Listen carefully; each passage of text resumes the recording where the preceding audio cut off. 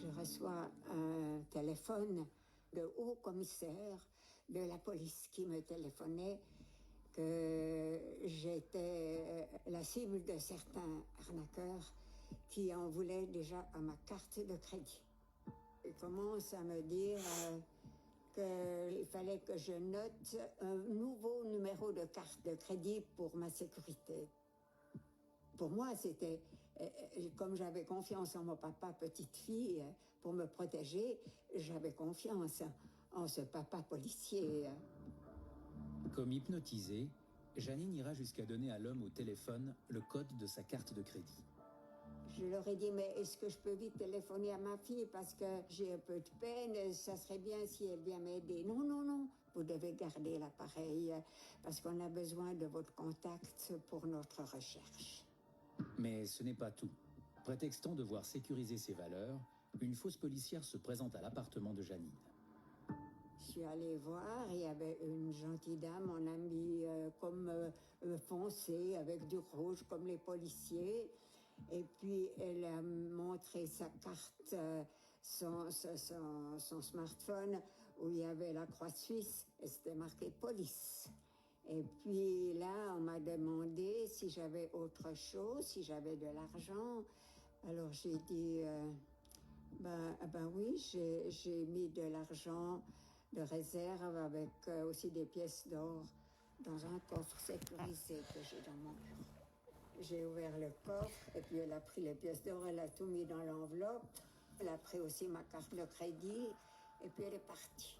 Alors, toujours au téléphone, ils m'ont dit que tout me serait rendu au poste de police quand on aurait fini la recherche de ces voleurs et puis je devais attendre.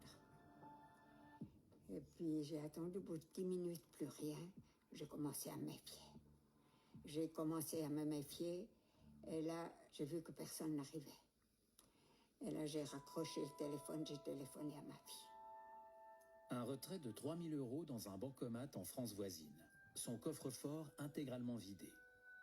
Au total, Janine Favre se fera subtiliser tout son magot en quelques minutes.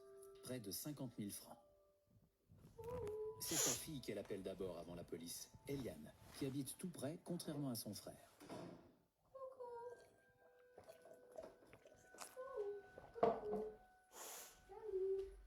Ça va? Ah ouais, ça va bien, ça va? Ouais, pas trop mal. La première chose qu'elle m'a dit, c'est Eliane, on m'a tout pris. Je la trouve toute effondrée, dans tous ses états, mais plutôt intérieur. Extérieurement, elle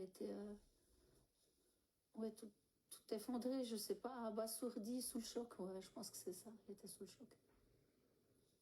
Quand je l'ai vue comme ça, je me dis, mais est-ce qu'elle va accuser le coup?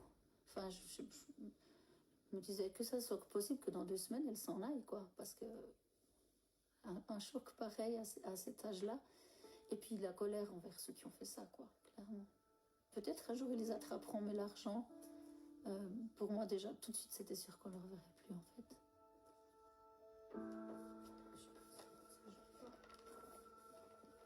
À 93 ans, Janine Favre est une cible privilégiée pour les arnaqueurs. Elle appartient à la génération dite silencieuse. La génération de celles et ceux qui ont vu le jour entre 1928 et 1945. Une génération qui a connu les affres de la Deuxième Guerre mondiale, habituée depuis à se constituer un bas de laine au cas où. Aïe, aïe, aïe, tu me prends le mien, ça fait rien. Allez, vas-y. C'est surtout tout ce qu'elle a économisé toute sa vie, ce qu'elle serrait la ceinture alors que c'est pas quelqu'un qui gagne beaucoup. Et voilà, qui part en un coup comme ça. C'est surtout ça que je trouve vraiment triste, en fait, dans l'histoire. Si Janine a perdu les économies de toute une vie ce soir-là, c'est surtout l'héritage familial qui est parti en fumée. Mais pour Alain Ouderset, son beau-fils, l'essentiel est ailleurs.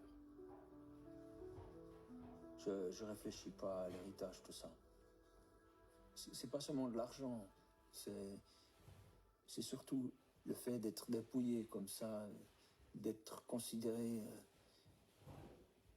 comme quelqu'un d'assez bête pour faire ça, et c'est tout ça, tu vois, c'est ça qui est le plus blessant.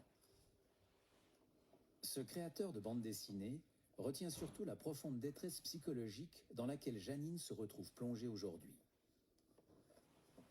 C'est bien triste parce que elle était déjà un peu fragile. Elle voit la vie qui passe.